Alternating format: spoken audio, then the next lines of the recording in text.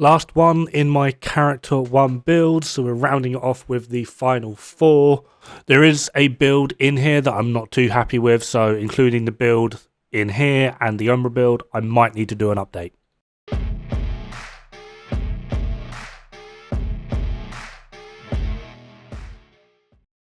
So up first we have my Eclipse build, utilising Vial because it's a damage build.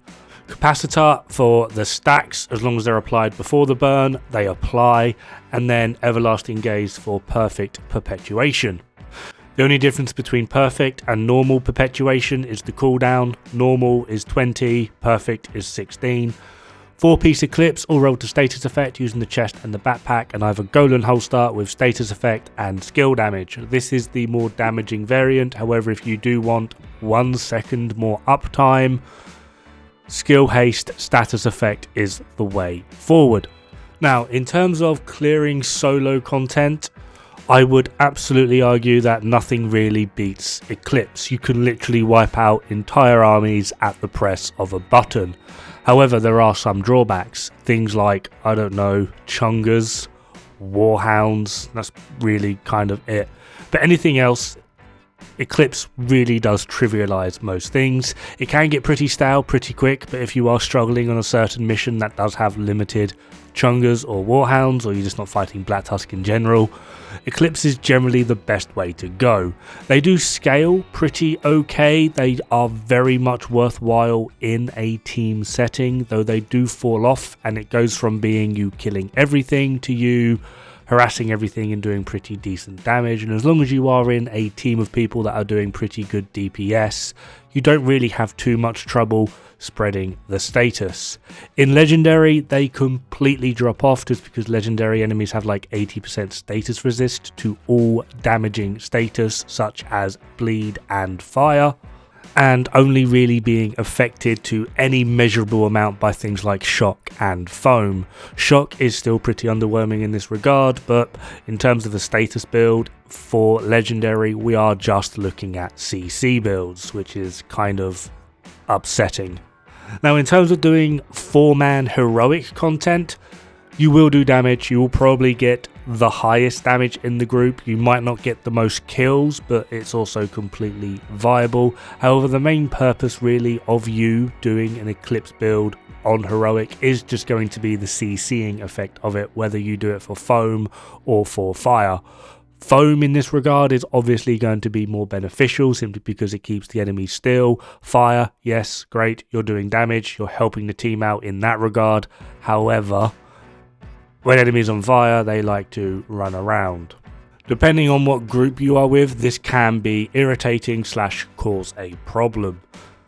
But the real strength of a Pyro Eclipse build is going to be in the solo play.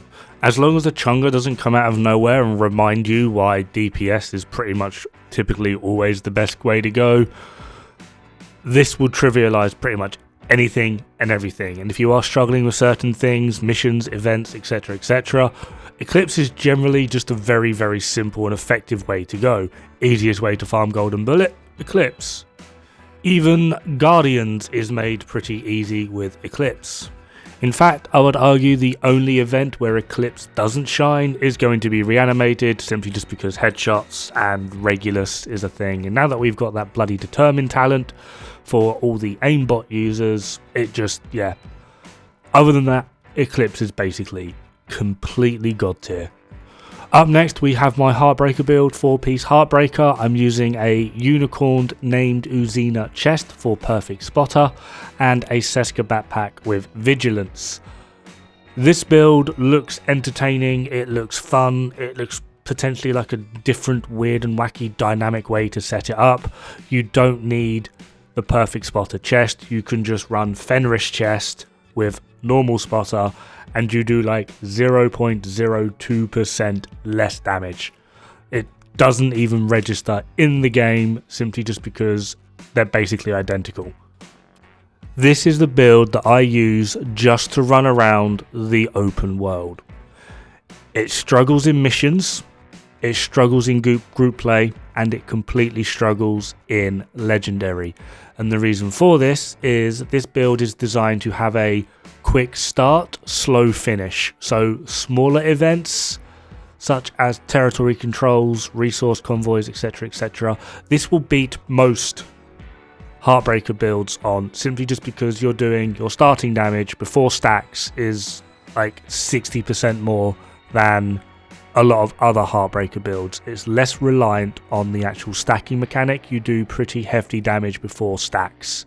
However, on the top end, once you've built up your stacks, this build's doing 40% less. So in longer drawn out missions where you're able to maintain a lot of stacks, this build does fall short. On multiplayer scaling, this build falls short because you just don't have the top end damage to deal with it. Typically speaking, the best in slot chest piece for this build, as that's what is holding it back, is either going to be the HeartBreaker chest itself, which effectively gives me doubles my multiplicative output. Adding in the rest of like the multipliers and everything else, it ends up being like 60% less without stacks, because I don't have the combined efforts of perfect spotter and perfect flatline instantly interacting. But on the top end, I only have 50 stacks, whereas HeartBreaker chest gives me 100. So this does not perform in any form of multiplayer setting, and it also obviously will not perform in legendary. It is a fun build. It's great for just running around the open world and being like, oh, territory control, sure, why not? And then just slapping them. But in terms of like overall performance, it is very lackluster.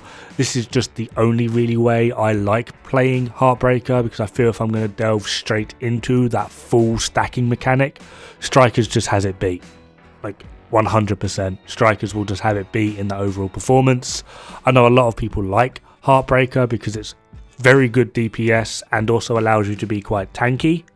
However, where I differ from those people is I'm just of the opinion that if you just get more DPS, you don't even need to be tanky.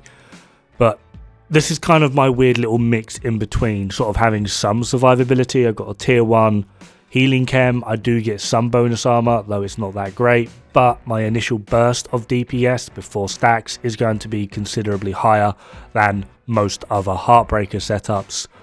But that's how I've designed it. It's a skirmisher build. Quick run around, quick shooty, quick end, get out. It's kind of like my sex life in a division build. Get in, get out. And hopefully I don't die in the extraction.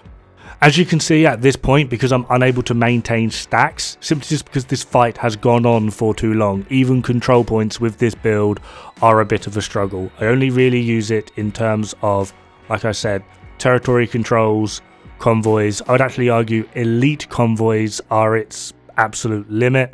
It's just a fun build I like to play around with on occasion, because it can deal with things like convoys, etc., very quickly and very potently. But that's basically it. It's just a fun build I like to play. I might divvy up at some point and actually just put on, like, take the plunge and put on a HeartBreaker chest. But for the moment, I'm very happy with this build, with how it's turned out. I use it for very specific scenarios. I wouldn't really recommend it for anything other than just lurching around the open world because you're bored and don't have a life. Up next, we have my terrible attempt at a PFE build. Why is that always so hard for me to say? I've gone about this a very different way from other people, especially considering I got this idea from Rise and I went a completely different route, thinking mine would be something awesome and special. It ended up being a little bit lackluster. So we have 2-piece Uzina for perfect opportunistic and perfect spotter, the Catharsis mask, and then 3-piece improvised with blue cores, crit chance, crit damage, and a PFE mod. As you could hopefully see, I am still working on this build just because this one very rarely gets equipped. It normally gets equipped if I'm running around and I hear rogue agents detected and I'm like, oh, I can't be bothered. I just whack this build on and go and slap them. It works very well in countdown, simply just because not a lot of things can actually damage you when you've got this level of protection from elites. Even hunters kind of struggle dealing with you. However, where I lack any form of regeneration, I do struggle with complete survivability, as in one-on-one, not a problem, but if there was another hunter here, I would just eventually get burnt down. As you can see, my damage isn't that great, but the idea is just to be this bastion of absolute gorgeous sexiness, pulsing and tanking hunters, elites, rogue agents, named elites, etc, etc. And yeah, not a lot of things have an answer for this. Reds are completely trivialized because you do more than enough damage to deal with them. Purples then become a big problem, but then where I'm lacking a lot of armor regen, yeah, they actually do become a very big problem on that build. Up next is my one-man army never die build. That, of course, will die, because if you're a one-man army, you're most likely dead. Who do you think you are, John Wick? I have a Vector with Preservation, 4-piece Hunter's Fury, a Grupo chest with Obliterate, and then I am running the Devil's Due, but a Seska backpack with normal clutch will work just fine. Just for a quick backup, I am running Sweet Dreams, just in case I do find myself in a close quarter situation. That could be a slight problem. I will just swap to the shotgun, find the nearest red or purple, melee them to cause the CC effect from Hunter's Fury, and away I go. This build does not scale at all. It just about handles solo heroic. It is very survivable, utilising both Preservation and Hunter's Fury. This will give me either 30 or 40% on headshot kill, armour on kill. Adding in clutch, and due to the fact that you are able to kill things pretty quickly, as long as you remain aggressive. And for this, I mean that you basically need to have that little clutch timer on your UI. It's the weird circle with a star in it. You need to have that basically permanently active. If you're doing this, this means that you're going to be essentially constantly regenerating armor for every crit, and you need to keep your armor pretty topped up. Adding in the armor on kill, like I said, it is pretty difficult for you to die. It does take a very special sort of person to struggle with this build. It can very easily clear heroic content, but it only just about does it. You can only just about one mag an elite. It will take you 2 magazines to take out a named elite, unless it's something like a shotgunner or a sniper. If it's something like a gunner, you are not going to have a good time and you will struggle. This build was originally designed for an argument against people going, oh, blue cores allows you more survivability, and yet with this build I have more survivability than any amount of blue cores you can actively fit into the build. Effectively, with clutch constantly active, even if you are completely put down to 0 armor, with the what could effectively be 40% armor on kill, and then clutch and the amount of time it takes for you to kill an elite, you near enough have 100% armor on kill, as you'll be regaining your armor through every crit with clutch, and then when you eventually do get the kill, you'll get that 40%. Then adding in the CC from Hunter's Fury, and the fact that essentially Preservation kind of stacks with itself, so if you kill things very quickly, you can get a lot of armor regen just from Preservation alone. Now, to really make this build pop, as it were, you need to know enemy weak points. I'm hoping you might have noticed that basically there was everything exploding and there's flames everywhere, and it's just because with this build, in order to help with my own survivability, when I engage a new target, depending on what that target will be, I will purposely go for an enemy that has a weak point as close to the center of the group as possible. If this is Outcasts, everything's on fire. If this is True Sons, something explodes. This is actually a very good thing to get used to in general, but with this build, it really does help. Just to showcase all of the builds quickly on one character, I've got a Splinter, which is my high-end DPS build. Next up, I have Umbra, which I am looking at changing. Then I have Chlamydia, which is my Pestilence build. Yeetus Deletus, my Mortar build. Aggressive Negotiators, a Negotiator, Dilemma, Perfect Last Cannon build. UK America, which is my FAL and True Patriot. Crit Skills, which is my Crit Hybrid skill build. Sacrificial Strikers, which is Strikers Perfect Last Cannon. Tat Tips, Tip of the Spear Headhunter. Lazy Cheese, Shotgun Hunter's Fury.